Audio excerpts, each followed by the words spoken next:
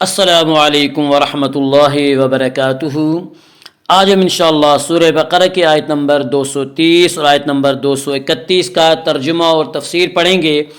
پہلے ہم انشاءاللہ لفظی ترجمہ کریں گے اور لفظی ترجمہ کے ساتھ ساتھ با محاورہ ترجمہ بھی کریں گے۔ آپ سے گزارش ہے کہ اپنے پاس قلم اور کاغذ رکھ لیں تاکہ مشکل الفاظ کے معنی آپ لکھ سکیں اور اس طرح آپ کو سمجھنے میں اور یاد رکھنے میں سہولت اور آسانی ہو۔ اور اگر آپ اب تک کے ہمارے سارے ویڈیو شروع سے دیکھنا چاہیں تو ہم نے آسان ترجمہ قرآن کے نام سے پلے لسٹ بنا رکھی ہے، وہاں جا کر آپ ہمارے سارے ویڈیو بآسانی دیکھ سکتے ہیں۔ تو آئیے آج کا سبق ہم شروع کرتے ہیں۔ اعوذ باللہ من الشیطان الرجیم، بسم اللہ الرحمن الرحیم۔ فَإِن طَلَّقَهَا فَلَا تَحِلُّ لَهُ مِن بَعْدُ حَتَّى تَنكِحَ زَوْجًا غَيْرَهُ فَإِن طَلَّقَهَا فَلَا جُنَاحَ عَلَيْهِمَا أَن يَتَرَاجَعَا إِن ظَنَّا أَن يُقِيمَا حُدُودَ اللَّهِ وَتِلْكَ حُدُودُ اللَّهِ يُبَيِّنُهَا لِقَوْمٍ يَعْلَمُونَ۔ فَإِن پھر اگر طلقها طلاق دے دی اس کو، فلا تو نہیں، تحل جائز، لہو اس کے لیے، من بعد اس کے بعد، حتی یہاں تک کہ تنکح وہ نکاح کر لے، زوجن خامد، غیرہ اس کے علاوہ، فَإِن پھر اگر طلقها وہ طلاق دے دی اس کو، فلا جناح تو گناہ نہیں، علیہما ان دونوں پر، ان کی یتراجع وہ رجوع کر لیں، ان بشرطے کے ظنّا وہ دونوں خیال کریں، ان کی یقیما وہ قائم رکھ سکیں گے، حدود اللہ اللہ کی حدود، وتلکا اور یہ حدود اللہ اللہ کی حدود، یبینھا واضح کرتا ہے انہیں، لقوم یعلمون جاننے والوں کے لیے۔ فَإِن طَلَّقَهَا پھر اگر شوہر نے تیسری طلاق دے دی اپنی بیوی کو، فلا تحل لہ تو اس پر حلال نہ ہوگی، من بعد اس کے بعد، حتی تنکح زوجن غیرہ یہاں تک کہ وہ نکاح کر لے، زوجن غیرہ دوسرے خامد کے ساتھ۔ فَإِن طَلَّقَهَا پھر اگر وہ دوسرا طلاق دے دی اسے، فلا جناح علیہما تو کوئی حرج نہیں، کوئی گناہ نہیں ان دونوں پر، ان یتراجعا کہ وہ دونوں رجوع کر لیں، ان ظنّا بشرطے کہ انہیں یہ غالب گمان ہو، ان یقیما حدود اللہ کہ وہ قائم رکھ سکیں گے اللہ کی حدود کو، وتلک حدود اللہ اور یہ اللہ کی حدود ہیں، حدیں ہیں، یبینھا لقوم یعلمون وہ بیان فرماتا ہے انہیں ان لوگوں کے لیے جو سمجھ رکھتے ہیں۔ فَإِن طَلَّقَهَا فَلَا تَحِلُّ لَهُ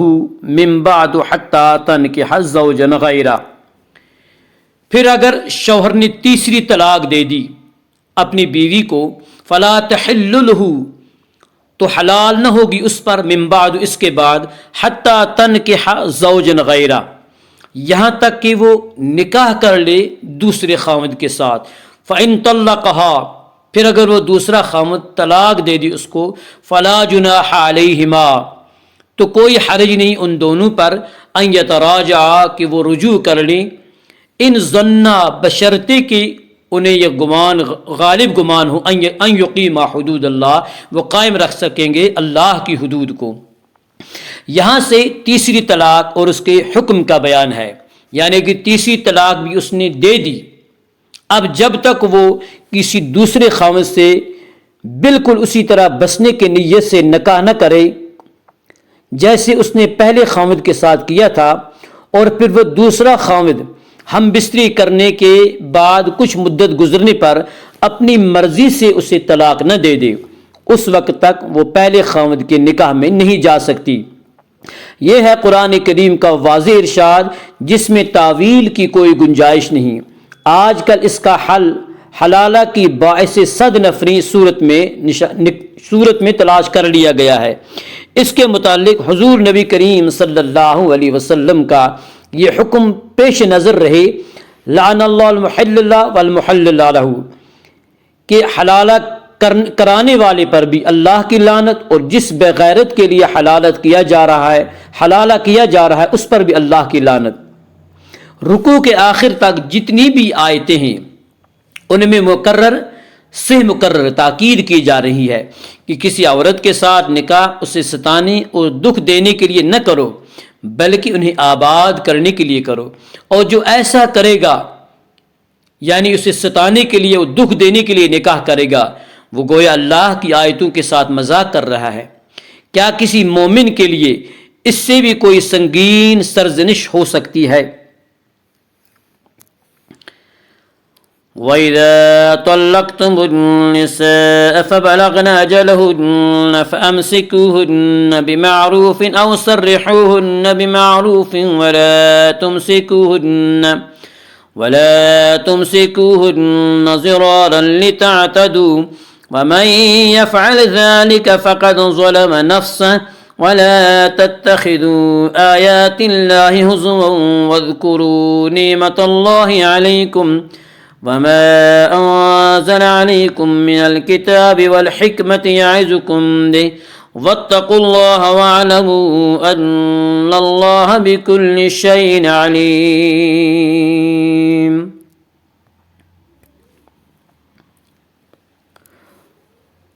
وَإِذَا، اور جب طلقتم، تم طلاق دے دو، النساء، عورتیں، فبلغنا، پھر وہ پوری کر لیں، اجلہن، اپنی عدت، فامسکوہن، پس روک لو انہیں، بمعروف، بھلائی کے ساتھ، دستور کے مطابق، او یا سرحوہن، رخصت دو انہیں، بمعروف، دستور کے مطابق، بھلائی کے ساتھ، ولا، اور نہ، تم سکوہن، تم روکو انہیں، ضرارن، نقصان، تکلیف، لتعتدوا، تاکہ تم زیادتی کرو، ومن، اور جو، یفعل، کرے گا، ذالک، یہ، فقد ظلم، تو بے شک اس نے ظلم کیا، نفسہ، اپنی جان، ولا، اور نہ، تتخذوا، ٹھہراؤ، آیات اللہ، اللہ کے احکام، ہزوا، مذاق، واذکروا، اور یاد کرو، نعمت اللہ، اللہ کی نعمت، علیکم، تم پر، وما، اور جو، انزلہ، اس نے نازل فرمایا،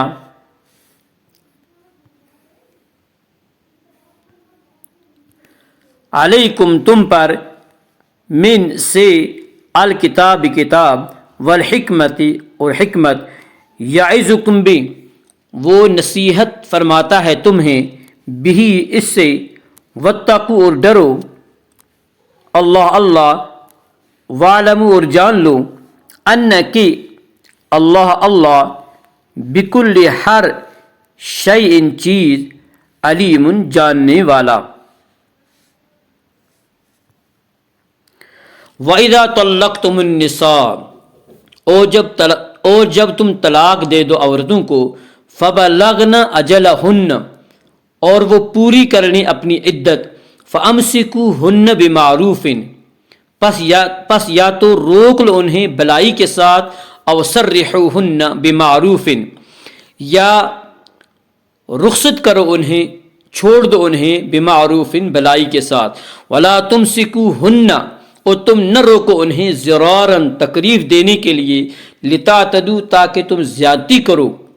ومن یفعل ذالک، اور جو کرے گا اس طرح، فقد ظلم نفسہ، تو بے شک وہ ظلم کرے گا اپنی جان پر، ولا تتخذوا آیات اللہ ہزوا،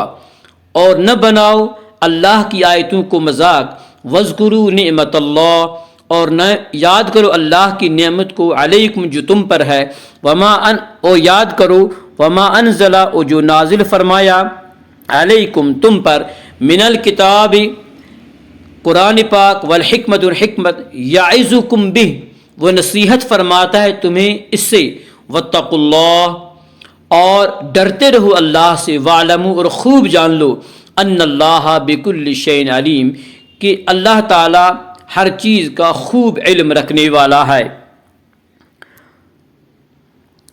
وَإِذَا طَلَّقْتُمُ النِّسَاءَ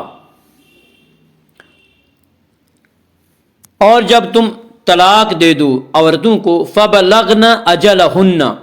اور وہ پوری کر لیں اپنی عدت، فَأَمْسِكُوهُنَّ بِمَعْرُوفٍ پس یا تو روک لو انہیں بھلائی کے ساتھ، او سرحوهن بمعروف یا رخصت کر دو انہیں بھلائی کے ساتھ۔ طلاق سے یہاں مراد طلاق رجعی ہے، یعنی جب تک تم نے طلاق مغلظ نہیں دی اس وقت تک تمہیں اختیار ہے،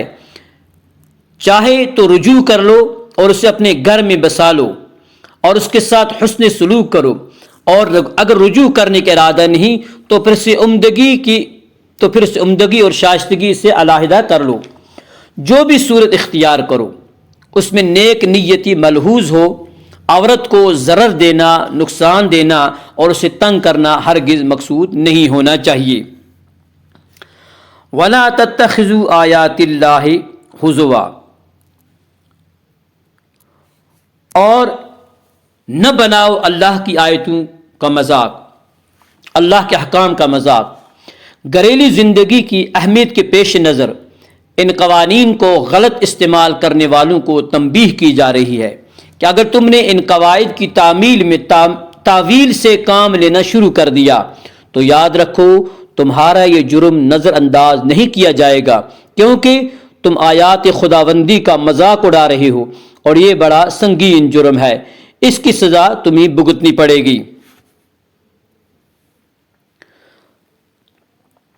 وَاذْكُرُوا نِعْمَتَ اللَّهِ عَلَيْكُمْ اور یاد کرو اللہ کی نعمت کو جو تم پر ہے، وَمَا أَنزَلَ عَلَيْكُمْ مِنَ الْكِتَابِ وَالْحِكْمَةِ يَعِظُكُمْ اور یاد کرو جو اللہ نے نازل فرمایا تم پر، یعنی قرآن اور حکمت میں سے، یعظکم بہ وہ نصیحت کرتا ہے تمہیں اس سے۔ پہلے جملے میں سرزنش کی گئی تھی، اب ملاطفت و شفقت سے اور نرمی سے ان قوانین کے اتباع کی ترغیب دی جا رہی ہے کہ دیکھو قرآن ایسی کتاب ہدایتوں میں عطا فرمائی گئی ہے، تمہیں اس نعمت عظمیٰ کا ہمیشہ پاس رہنا چاہیے، تبھی تو تم اس احسان عظیم کی شکر گزاری کا حق ادا کر سکتے ہو۔ ترغیب و ترہیب کی کیا حسین آمیزش ہے۔ اللہم اجعل القرآن ربیع قلوبنا ونور صدورنا وجل احزاننا وذہاب ہمومنا وغمومنا، اللہم انفعنا بالقرآن العظیم ورفعنا بالآیات والذکر الحکیم، رب اغفر وارحم انت خیر الراحمین، وصلی اللہ تعالی علی خیر خلق محمد وعلی آلہ واصحابہ اجمعین۔ السلام علیکم ورحمۃ اللہ وبرکاتہ۔